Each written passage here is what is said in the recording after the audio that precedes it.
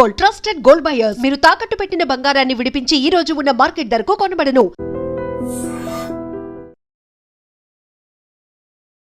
కాదంబరి కదా, కాదంబరి స్టూడియో అని పెట్టారు.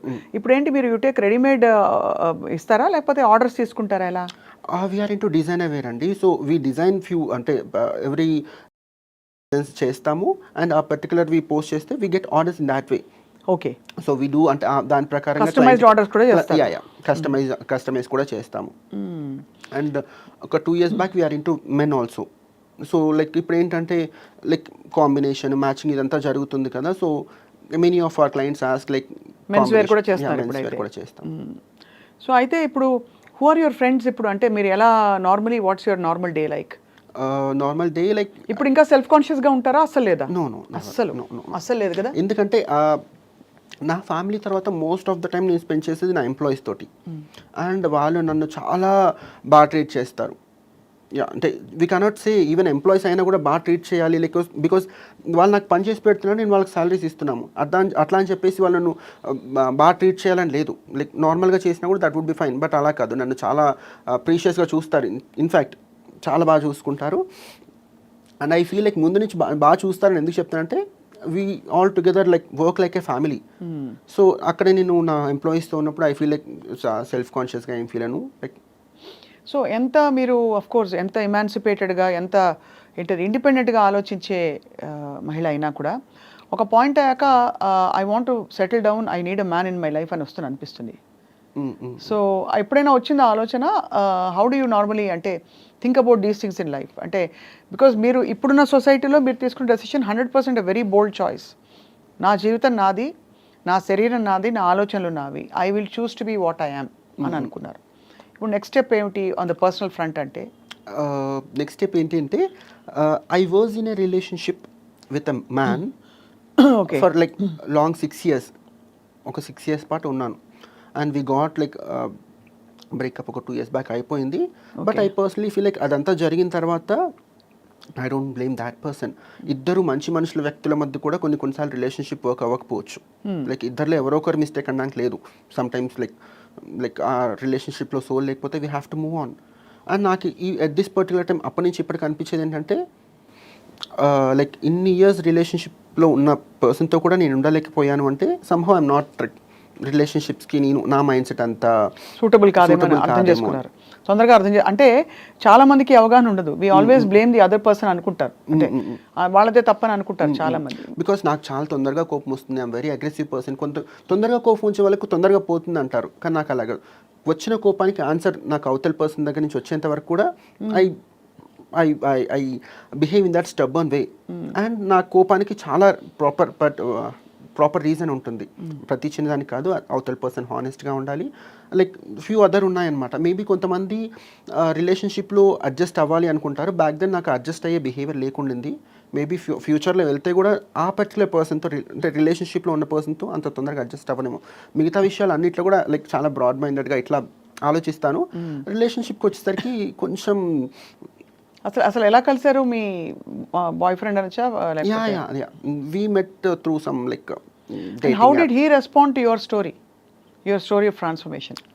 It's like he's also into community అంటే like back then I'm not a trans woman, I was a like boy or gay or whatever, so we were like on the same phase.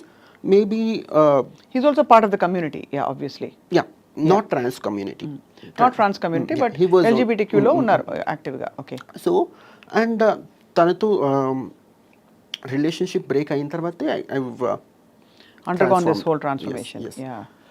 So and ఒకవేళ నాకు తెలిసినంత వరకు తను కూడా నన్ను అబ్బాయిగానో లేకపోతే అమ్మాయిగానో కాదు, హీ లవ్డ్ మీ, లైక్ నన్ను నాలాగే లవ్ చేశారు. ఒకవేళ బ్రేకప్ అవ్వకపోయినా he would have accepted me. Trans women అయినా కూడా he would have accepted me అది.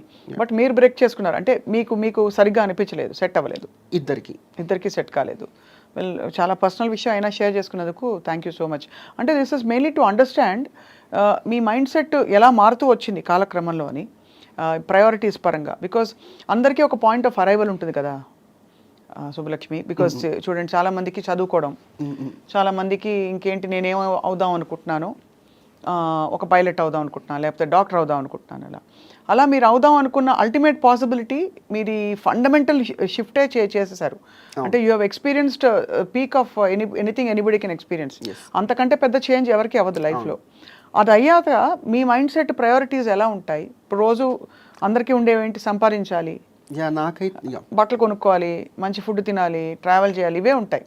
సో మీకు అలాగే ఉన్నాయా, లేక ఇంకా you want to do something else? No నా ప్రయారిటీస్ వచ్చేసి at any point of time నా బిజినెస్ అండి.